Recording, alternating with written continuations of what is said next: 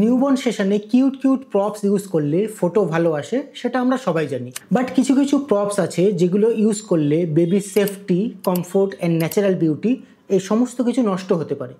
আজ আমি আপনাকে বলবো আপনাকে কোন কোন প্রপস ইউজ করা অ্যাভয়েড করা উচিত and why always safety come first.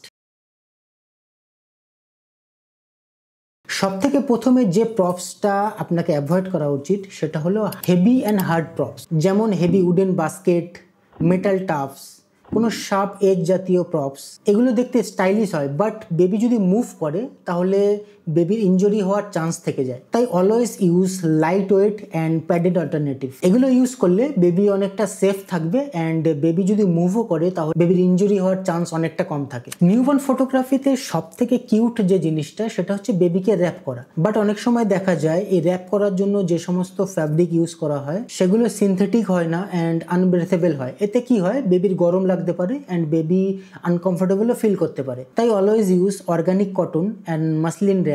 এতে বেবি কমফোর্টেবল থাকবে, আনব্রেথেবল হবে অ্যান্ড বেবি অনেকটা সেফ থাকবে। এরপরে যে বিষয়টা নিয়ে আমি কথা বলবো, এটা নিউবর্ন প্যারেন্টসদের মধ্যে প্রায় দেখা যায়।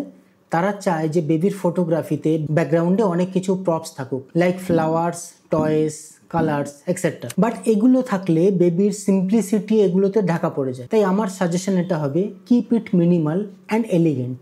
Baby is the main hero, not the props.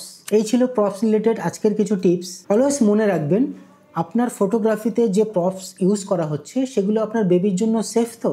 আর আপনি যদি প্যারেন্টস হন তাহলে ফটোগ্রাফারকে জিজ্ঞেস করুন ফটোগ্রাফিতে যে সমস্ত প্রপস ইউজ সে করছে সেগুলো আপনার বেবির জন্য কতটা সেফ। এই টিপসগুলো হেল্পফুল লেগে থাকলে লাইক, কমেন্ট অ্যান্ড সাবস্ক্রাইব করতে ভুলবেন না। অ্যান্ড আরও যদি নিউবর্ন ফটোগ্রাফি রিলেটেড টিপস চান তাহলে আপনি আমার Instagram and Facebook page follow করতে পারেন। Thank you for watching.